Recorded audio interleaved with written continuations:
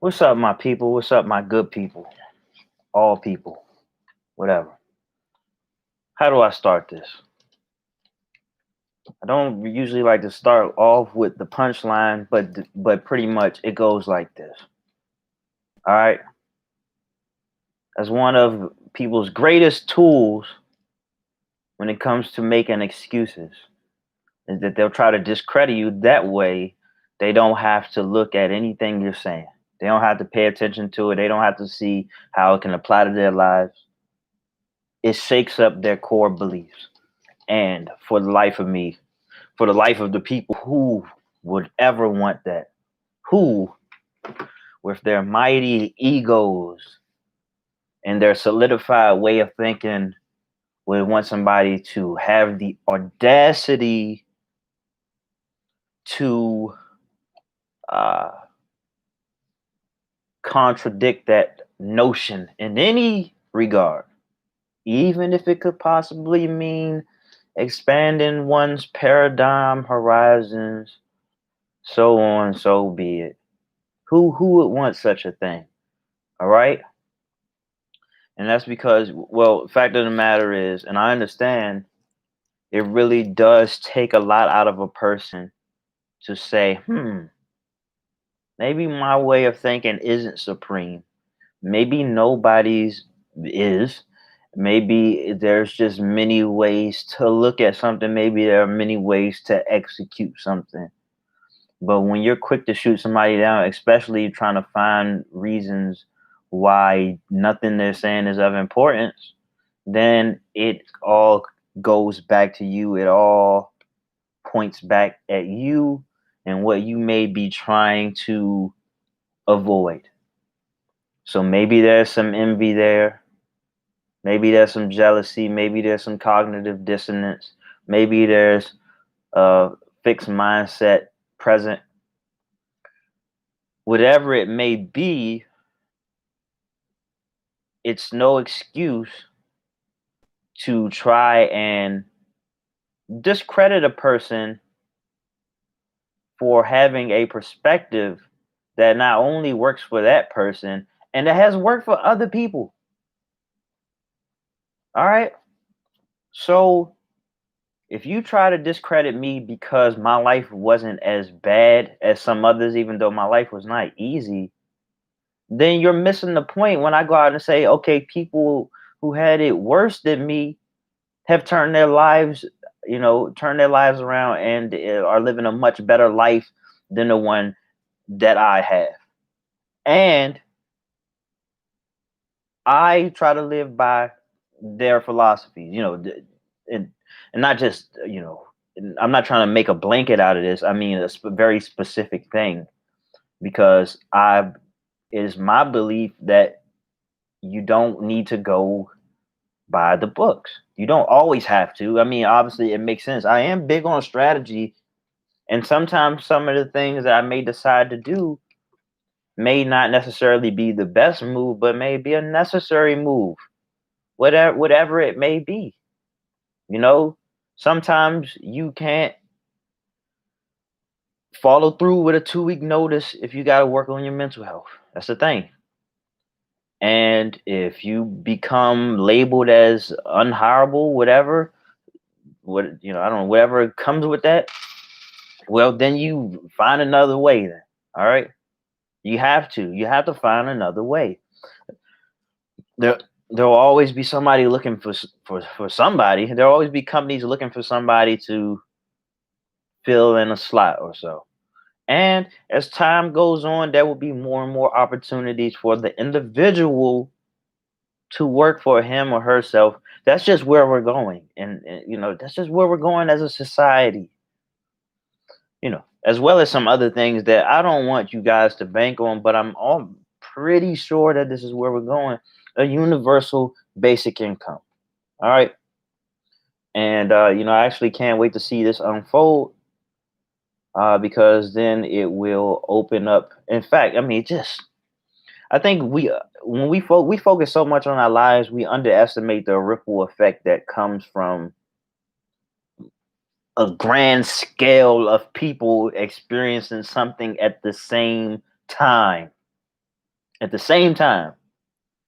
All right. I mean, just take this COVID thing, for example. Now, I don't know. I guess maybe it hit me a little different than, I don't want to say most, but it didn't hit everybody the same way, but it hit everybody. All right. I'm kind of affected negatively by certain aspects, but affected positively in other regards. All right. And I can feel that in other people experiencing something for the very first time. In fact, I mean, we all are, unless you got somebody around that's at least 100 years old. And you probably got to be like 100, maybe 105 or 8 to really remember something like this ever happening. But unless there was something in between that I can't think of on the spot. But anyway, we're all experiencing something for the first time, for better or for worse. And I hope if you are listening to this, is it's uh it's for the better.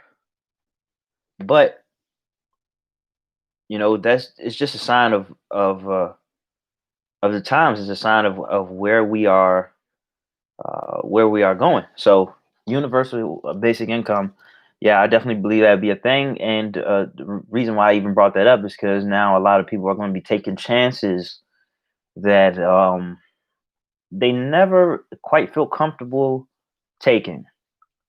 And so the paradigm shift that will come from something like a universal basic income, for example, will be people finding joy out of not necessarily having to worry about certain bills, or food, or maybe they feel like they get an extra few breaths to actually work on their crafts that they feel that they once felt guilty for working on because it wasn't bringing in any money. So working on music or writing, whatever it is, now you feel more comfortable doing that.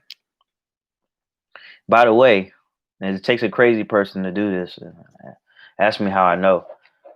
Man, if you can find a way in the midst of everything that you are experiencing, with everything that you worry about when it comes to um, putting kind of the societal life on hold to work on your craft, if you can find a way to find some type of comfort and carving out some time to do that, that is true heaven.